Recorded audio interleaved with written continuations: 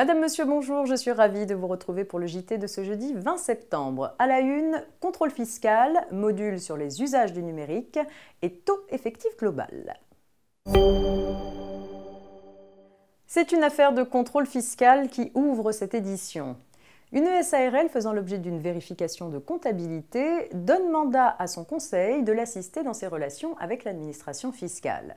Des avis de mise en recouvrement ayant été adressés aux contribuables suite à des rappels d'imposition, celui-ci argue que cette notification est irrégulière et que la procédure d'imposition est de ce fait nulle.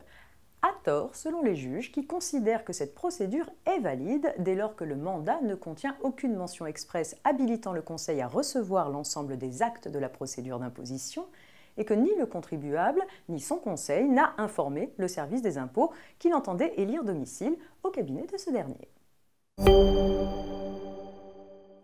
On poursuit avec la création du module sur les usages du numérique. Mis en place dans le prolongement de la loi formation du 5 mars 2014, le socle de connaissances et de compétences professionnelles est constitué de l'ensemble des connaissances et des compétences qu'il est utile pour un individu de maîtriser afin de favoriser son accès à la formation professionnelle et son insertion professionnelle.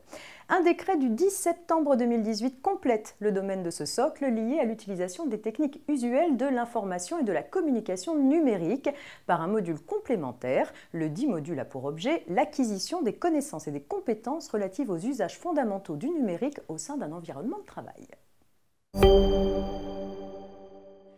La loi du 10 août 2018 habilite le gouvernement à prendre par ordonnance d'ici le 10 août 2019 toute mesure visant à supprimer la mention obligatoire du taux effectif global dans les contrats de crédit aux entreprises, lorsque cette mention paraît inappropriée à ces contrats. Toutefois, cette suppression ne concernerait pas les contrats de crédit à taux fixe. Le gouvernement est également habilité à harmoniser le régime des sanctions civiles applicables en cas d'erreur ou de défaut du taux effectif global. L'objectif est notamment de proportionner ces sanctions aux préjudices effectivement subis par les emprunteurs conformément aux règles européennes. C'est la fin de ce JT, merci de votre attention, très bonne journée et à demain.